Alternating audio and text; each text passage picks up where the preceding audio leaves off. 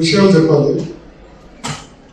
మాట్లాడుకున్నాం కాబట్టి ఒకటి, నాకంటే మొన్న హార్ట్ స్ట్రోక్ అని చెప్పినప్పుడు ఇండియాలోనే ఉన్నాను సండే రోజు.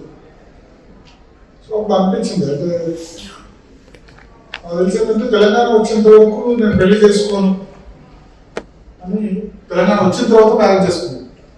యాదవ్ కిషోర్ గారు అన్న తర్వాత నేను మ్యారేజ్ చేసుకున్నాను.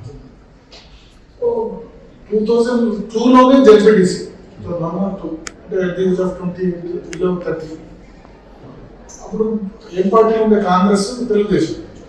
అంటే అప్పుడు ఇప్పుడు పాలిటిక్స్ చూస్తే మనకి దేనిలో జాయిన్ అయితే బెనిఫిట్ అని ఆలోచిస్తున్నాను. కానీ అప్పుడు 2001లో లేకపోతే 2లో టీఆర్ఎస్లో జాయిన్ అయినప్పుడు అసలు తెలంగాణ రాష్ట్రం పక్కన పెడితే పొలిటికల్గా ఉన్న బెనిఫిట్ వస్తుందా అన్న ఆలోచన లేదు. పొలిటికల్గా మనం ఏమైతామన్న ఆలోచన లేదు.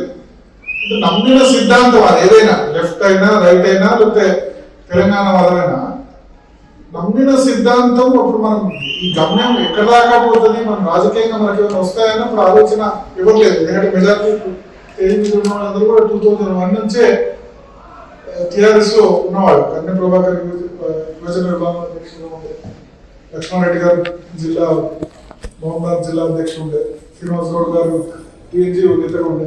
అప్పుడు ఏమి ఆలోచించలేదు.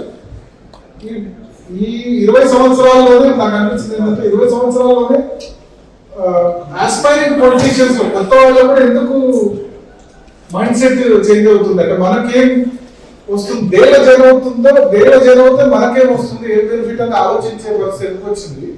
ఇంతకుముందు అట్లా లేకుండా కదా, నెక్స్ట్ జనరేషన్ ఇట్లా ఉండకూడదు అంటే అని నాకు సుదర్శన్ రెడ్డి గారు ఆ ఇన్సిడెంట్ అయిన తర్వాత అనిపించింది. ఎందుకంటే 20 ఆయన ఎక్స్పెక్ట్ చేయలేదు కానీ టీఆర్ఎస్ లో జయవంతి ఏమొస్తుందో అని అనుకోలేదు కానీ, బట్ 25 సంవత్సరాలకి జడ్పీటీసీ అయినారు.